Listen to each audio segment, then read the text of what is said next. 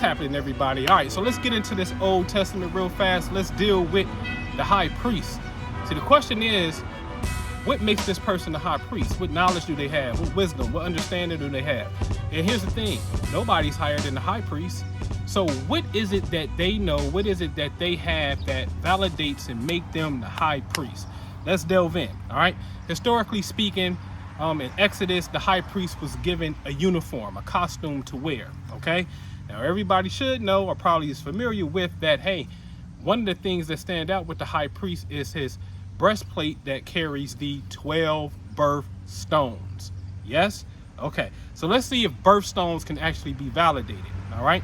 So when we go to Exodus 28:10, it talks about, when it talks about the garbs, it says 6 of their names on the stone and 6 of the rest of their names is on the second stone in order of their birth. So yes, they're talking about birthstones in the order of their birth. So us dealing with birthstones on a birthday, hey, I say, hey, come on out the closet. Let's go ahead all the way on in, because your birthstone corresponds to a zodiac sign and not an actual month, okay? All right, so let's go a little bit deeper here. Now, when we get to Exodus 28:21, it's talking about what? The tribes. The word here is Sabet, okay? Means the tribes, okay? Now, Sabet, you will see, means rod, staff, club, scepter, tribe. This represents the rod of power, authority, the person who has the stick in his hand, the wand in his hand, or like a judge, a gavel in his hand, that's gonna come up, right? That symbolizes authority, okay? Now, here is the etymology of the word. You see the same 3 letters, Sabat, which means what? Controlling, also means tribe. So now, it's not the 12 tribes, it's the 12 controlling. Now, the 12 controlling, 12 controlling, 12 controlling, okay? Let's go a little deeper, all right?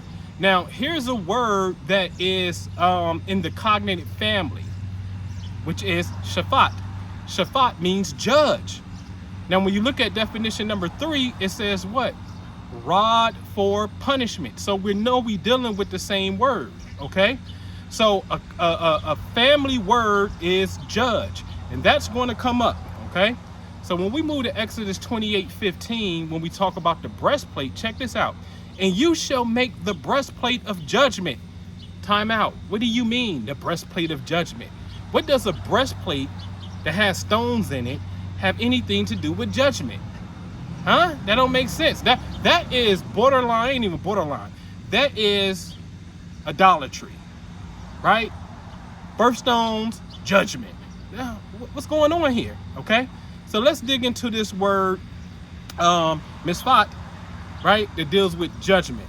Okay, it'll tell you judgment, decide, decision, judge, order, ordinance, rightful place, a verdict. Listen, ladies and gentlemen, when it says ordinance, you know an ordinance is basically a law. Yes, city ordinance 2207, right? That's a law, okay? So now, could the scripture actually read, and you shall make the breastplate of law? Okay, that's interesting. But I like the word judgment. That's fine, because judgment means that you know how to navigate the law. You have a wisdom and understanding and the thorough knowledge of the law. And that's why I always say, in America, the Chief Justice is the equivalent to the High Priest. Although we have checks and balances where the legislative branch makes the laws, Congressmen and women do not have handcuffs and guns to enforce the laws they make. The executive branch enforces the laws, but they do not make them. And at any time there is a conflict with law itself, the judicial branch, aka the judge, steps in and settles all arguments. No one can reverse his decision. And this is why the Chief Justice is the one that holds the Holy Bible and swears in the president. The Chief Judge is the big kahuna. So now when we look at the definition of judge, judge says what? To create order and harmony, custom. Now look what's in this cognitive family. Shabbat or Sabat, which means control, which I showed you earlier, showing you that these two are family. Okay, so I'm not making this up. So the word for tribe means control, but that's also in the family of the judge, okay? Now, custom is going to be interesting because I'm just going to flat out tell you we need to create our customs. And that's why I'm working on the best celestial calendar there is to really tap into this thing, because I'm going to show you something towards the end while we really need to be on point, okay? All right, so let's look at Judges 2:16. And nevertheless raised up Yahweh judges who delivered them out of the hand of those who plundered them. We never talk about, we know about the 12 tribes, but what about the 12 judges of Israel? Time out, wait a minute. Y'all always talk about the 12 tribes, but do we know about the 12 judges? What's going on? 12 judges, what you mean 12 judges? 12 judges? And then look, one of the judges of Israel is Deborah. It's a woman. Oh, interesting. Because the 12 zodiac signs are 12 in number, and one of those constellations is a woman, Virgo. Very, very interesting. You think they don't know this? Or is this an allegory pointing to something? Okay. Now let's go back into the tribes. All right. When you look at the 12 tribes of Israel, okay, something interesting happens because we never talk about Leah's daughter. Okay. Her and Jacob's daughter named Dinah, okay? Dinah. What is Dinah, okay? And afterwards she bore a daughter and called her name Dinah, okay? Dinah is Dean, okay? Dean means what? To judge. See, it came back. See, the Old Testament, they got a word for judge, right? And then there's also another word for judge, okay? So even in the tribes of Israel, judgment is there through Dinah. Okay, so the Deen. See, in Islam, what do they say? There's a in the opening prayer in Islam, known as the Fatiha, chapter 1, also known as the key. Okay, the opener. There's a sentence in there that says what? Maliki Yawm-ad-Din, master of the day of judgment. Malik is king, also known as master. Master of the day of judgment, Maliki Yawm-ad-Din. Deen in Hebrew is judgment, because we know Arabic and Hebrew are twins in their language. Okay, all right. So Deen, judgment. Interesting. It's there too with the tribes of Israel. Okay. Now, after Jacob has his children, it come to pass he had born Rachel, and Joseph said, and it came to pass when Rachel had born Joseph, Jacob said to Laban, send me away that I may go to my own place in my own country. Because remember, Jacob is in servitude, which I'll get into a whole nother discussion, but Jacob's in servitude to his father-in-law, right? Laban, okay? Now, ladies and gentlemen, you want to know who Laban is? Laban is what? The bright moon. Do not the Jews have a lunar, which is moon, a moon calendar? Yes, it's predicated, their year is totally predicated off the moon. Islam as well, right? Chinese as well, right? A lot of cultures predicate their science off the moon, okay?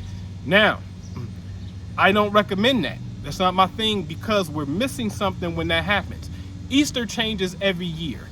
You would never see Easter before March 21st, okay? Because it's predicated upon something. It's predicated on the equinox, which is March 21st on average.